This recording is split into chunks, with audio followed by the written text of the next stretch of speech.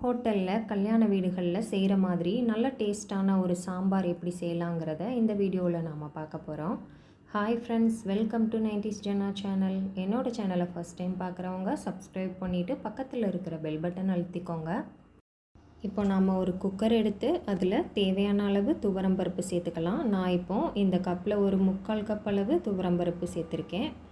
இப்போ நான் ஒரு 6 பேர் சாப்பிட்ற அளவு சாம்பார் செய்ய போகிறேன். இப்போ இந்த பருப்பை நாம் நல்லா கழுவிட்டு எடுத்துகிட்டு வந்துடலாம். இப்போ இந்த மாதிரி நல்லா 2 தடவை கழுவிட்டு எடுத்துகிட்டு வந்துட்டேன். இப்போ தேவையான அளவு தண்ணி சேர்த்துக்கலாம்.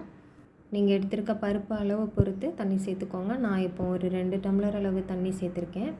சேர்த்துட்டு இப்போ இது கூடவே 2 பெரிய பல் பூண்டு எடுத்து அதை சின்ன சின்னதாக கட் பண்ணிவிட்டு சேர்த்துக்கலாம். ஒரு 1/4 ஸ்பூன் அளவு மஞ்சள் தூள் சேர்த்துக்கலாம். சேர்த்து எல்லாத்தையும் ஒரு தடவை நல்லா கலந்து விட்டுட்டு பருப்பை ஒரு 4 விசில் வச்சு நல்லா வேக வச்சு எடுத்துக்கலாம். இப்போ பருப்பு நல்லா வேகட்டும், நம்ம மற்ற தேவையான பொருட்கள்லாம் ரெடி பண்ணிடலாம். ஒரு நெல்லிக்காய் சைஸ் புளி எடுத்து அதை நான் இப்போ ஊற வச்சுக்கிறேன். புளி ரொம்ப தேவையில்லை, இந்த மாதிரி ஒரு பெரிய நெல்லிக்காய் சைஸ் புளி மட்டும் போதும். இது நல்லா ஊறட்டும், தண்ணி ஊற்றி ஊற வச்சுக்கலாம். இப்போ தேவையான சில பொருட்களை மிக்ஸி ஜாரில் அரைச்சி எடுத்துக்கலாம். அதுக்கு நான் இப்போ 2 ஸ்பூன் அளவு மல்லி விதை சேர்த்துருக்கேன். நல்லா 2 ஸ்பூன் ஃபுல்லாக மல்லி விதை சேர்த்தாச்சு. ஒரு ஸ்பூன் அளவு சீரகம் சேர்த்துக்கலாம். காரத்துக்கு ஒரு காஞ்ச மிளகாய், கலருக்காக ஒரு காஷ்மீரி வத்தல் சேர்த்துக்கலாம். காரம் உங்களுக்கு எவ்வளவு தேவையோ அதுக்கேற்ற மாதிரி காஞ்ச மிளகாய் சேர்த்துக்கோங்க. சேர்த்து இதை நல்லா இந்த மாதிரி அரைச்சி எடுத்துகிட்டு வந்துடலாம். ஃபஸ்ட்டு இந்த மாதிரி அரைச்சதுக்கப்புறமா இதில் நல்லா பழுத்த 2 மீடியம் சைஸ் தக்காளி எடுத்து அதை கழுவிட்டு கட் பண்ணிவிட்டு சேர்த்துக்கலாம். ஃபஸ்ட்டு நாம் இந்த பொருட்களெல்லாம் அரைச்சதுக்கப்புறமா தான் தக்காளி சேர்த்து அரைக்கணும். இப்போ தக்காளியை கட் பண்ணிவிட்டு சேர்த்தாச்சு. அப்புறமா இது கூட 2 சின்ன பல் பூண்டு சேர்த்துக்கலாம். இதையும் சேர்த்து இப்போ எல்லாத்தையும் நல்லா மைய அரைச்சி எடுத்துகிட்டு வந்துடலாம். இந்த மாதிரி அரைச்சி எடுத்துகிட்டு வந்தாச்சு. இப்போ இது இருக்கட்டும். இப்போ பருப்பு ரெடி ஆயிடுச்சு, அதை நல்லா மசிச்சு விட்டு எடுத்து வச்சுக்கலாம். பருப்பை ஒரு கரண்டி வச்சு மட்டும் இந்த மாதிரி நல்லா மசிச்சு விட்டு ரெடி பண்ணி வச்சுக்கலாம். இப்போ நம்ம சாம்பார் செய்ய ஆரம்பிச்சிடலாம். அதுக்கு ஸ்டவ் ஆன் பண்ணி அடுப்பில் ஒரு பேன் வச்சுக்கலாம். ஒரு 2 ஸ்பூன் அளவு நல்லெண்ணெய் சேர்த்துக்கலாம். எண்ணெய் சூடானதும் ஒரு 1/2 ஸ்பூன் அளவு கடுகு சேர்த்துக்கலாம். கடுகு கொஞ்சம் வெடிக்க ஆரம்பிக்கும் போது 1/4 ஸ்பூன் அளவு வெந்தயம், 1/4 ஸ்பூன் அளவு சீரகம் சேர்த்துக்கலாம். கடுகு எல்லாம் நல்லா வெடித்ததும் நாம் தோல் நீக்கி எடுத்து வச்சுருக்கிற சின்ன வெங்காயத்தை சேர்த்துக்கலாம். சாம்பார் எப்போதுமே சின்ன வெங்காயத்தில் செய்யும்போது நல்லா டேஸ்ட்டாக இருக்கும். வெங்காயம் நமக்கு எவ்வளோ பிடிக்குமோ தேவைக்கேற்ற மாதிரி சேர்த்துக்கலாம். நான் இன்றைக்கி கிட்டத்தட்ட ஒரு 40 வெங்காயம் பக்கம் சேர்த்துருக்கேன். சேர்த்துட்டு ஒரு 2 கொத்து கருவேப்பிலை, ஒரு காஞ்ச மிளகாய் சேர்த்துட்டு வெங்காயம் ஓரளவு வதங்கத்தண்டியும் வதக்கிக்கலாம். வெங்காயம் ஓரளவு லைட்டாக கலர் சேஞ்ச் ஆகி வதங்கினதுக்கப்புறமா கொஞ்சமாக இதில் பெருங்காயத்தூள் சேர்த்துக்கலாம். பெருங்காயத்தூள் சேர்த்துட்டு எல்லாத்தையும் திரும்ப ஒருக்க நல்லா கலந்து விட்டுடலாம். எல்லாத்தையும் நல்லா கலந்ததுக்கப்புறமா நாம் இப்போ அரைச்சி வச்சுருக்கிற தக்காளி மசாலா பேஸ்ட்டை சேர்த்துக்கலாம்.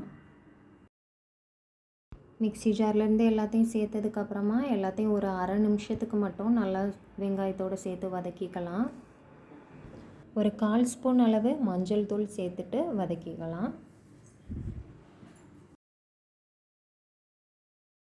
ஒரு 1/2 நிமிஷம் மட்டும் வதக்குனதுக்கப்புறமா தேவையான காய்கறிகளை சேர்த்துக்கலாம். நான் இப்போ 2 முருங்கைக்காய் இந்த மாதிரி கட் பண்ணி வச்சுருக்கேன், அதை சேர்த்துருக்கேன். கூடவே ஒரு சின்ன உருளைக்கிழங்கு சேர்த்துருக்கேன். ஒரு 2 கேரட் இந்த மாதிரி ரவுண்டாக கட் பண்ணி வச்சுருக்கேன், அதையும் சேர்த்துருக்கேன். கூடவே கத்திரிக்காய் சேர்த்துக்கலாம். நான் இன்றைக்கி ஒரு கத்திரிக்காவை 4 பீஸாக கட் பண்ணி 2 கத்திரிக்காய் மட்டும் சேர்த்துருக்கேன். சாம்பாரில் போட்டால் எந்த காய்கறிலாம் பிடிக்குமோ அதுக்கேற்ற மாதிரி உங்களுக்கு பிடிச்ச காய்கறி சேர்த்துக்கோங்க.